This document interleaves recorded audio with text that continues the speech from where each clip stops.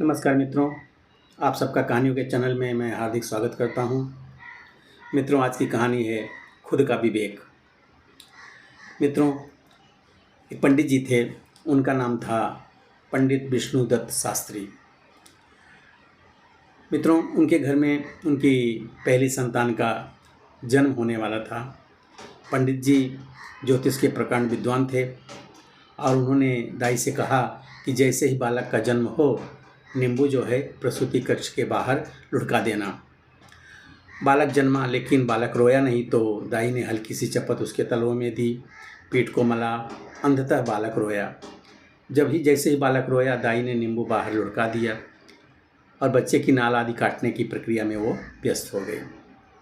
उधर पंडित जी गणना की तो उन्होंने पाया कि बालक की कुंडली में पितृहंता योग है, अर्थात उनके ही पुत्र के हाथों ही उनकी मृत्यु का योग है। पंडित जी शोक में डूब गए।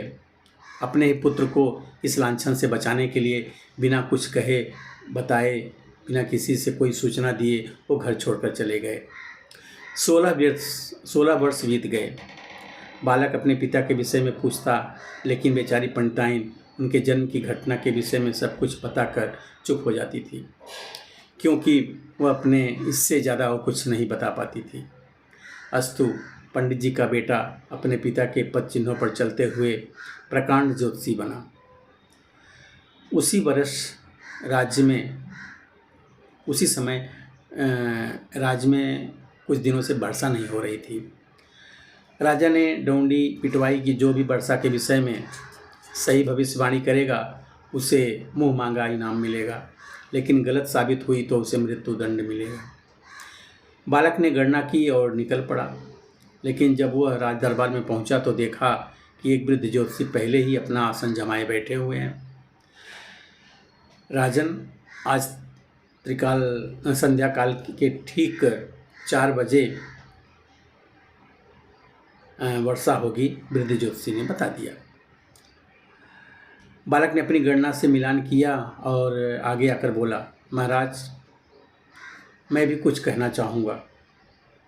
राजा ने अनुमति दी।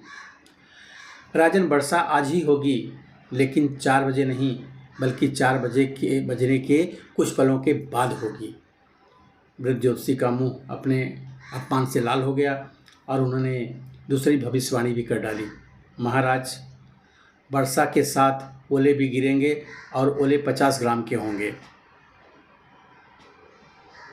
बालक ने फिर गणना की। महाराज, ओले गिरेंगे, लेकिन कोई भी ओला 45 से 48 ग्राम से ज़्यादा का वजन का नहीं होगा। अब बात ठन चुकी थी। लोग बड़ी उत्सुकता के साथ शाम का इंतजार करने लगे। 3:30 तक आसमान पर बादल का एक कतरा नहीं था, लेकिन अगले ही 20 मिनट में क्षितिज में मानो बादलों की सेना उमड़ पड़ी हो। अंधेरा सा छा गया, बिजली कड़कने लगी, लेकिन शाम 4 बजे तक पानी की एक बूंद ना गिरी। लेकिन जैसे 4:02 हुए, घनघोर वर्षा होने लगी। वृद्ध ज्योतिषी ने अपना सिर झुका लिया। आधे घंटे की बारिश के बाद ओले गिरने शुरू हुए। राजा ने ओले मंगवा कर तुलवाए, कोई भी ओला 50 ग्राम का नहीं निकला। शर्त के अनुसार सैनिकों ने वृद्ध ज्योतिषी को सैनिकों की गिरफ्तारी में कर लिया और राजा ने बालक से इनाम मांगने को कहा। महाराज, इन्हें छोड़ दिया जाए, बालक ने कहा। राजा के संकेत पर वृद्ध ज्योतिषी को मुक्त कर दिया गया। बजाय धन संपत्ति मांगने के तुम अपरिचित वृद्ध को क्यों मुक्त करवा रहे हो? राजा ने पूछा।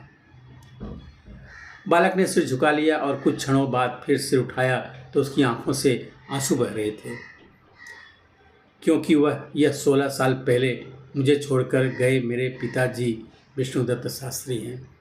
वृद्ध ज्योतिषी चौंक पड़ा। दोनों महल के बाहर चुपचाप आए, लेकिन अंततः पिता का वात्सल्य छलक पड़ा और फपक कर रोते हुए बालक को गले लगा लिया। आखिर तुझे कैसे पता चला कि मैं तेरा ही पिता विष्णुदत्त हूँ?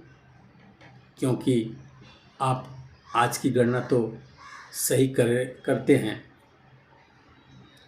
लेकिन स्वविवेक का प्रयोग नहीं करते, अपने खुद के विवेक का प्रयोग नहीं करते हैं। बालक ने आंसुओं के मध्य मुस्कुराते हुए कहा। मतलब पिता हैरान था। वर्ष का योग 4 बजे का ही था, लेकिन वर्षा की बूंदों को पृथ्वी की सतह तक आने में कुछ समय लगता है। बोले 50 ग्राम के ही बने थे, लेकिन धरती पर आते आते कुछ तो पिघलेंगे ही कि नहीं। और दाई माँ बालक को जन्म लेते ही नींबू थोड़े ही फेंक देगी। उसे कुछ समय बालक को संभालने में लगेगा कि नहीं लगेगा, और उस समय ग्रह संयोग बदल भी तो सकते हैं, और पितृरक्षक योग पितृहंत्रा योग में भी तो बदल सकता है ना। पंडित जी के समक्ष जीवन भर की त्रुटियों की श्रृंखला जीवित हो उठी, और वह समझ गए कि केवल 2 शब्दों के गुण के अभाव के कारण यह जीवन भर पीड़ित रहे, और वो था उनका खुद का विवेक ना उठाना। मित्रों, कैसी लगी कहानी मुझे ज़रूर बताइए। मिलते हैं नई कहानी नई वीडियो में, तब तक के लिए नमस्कार।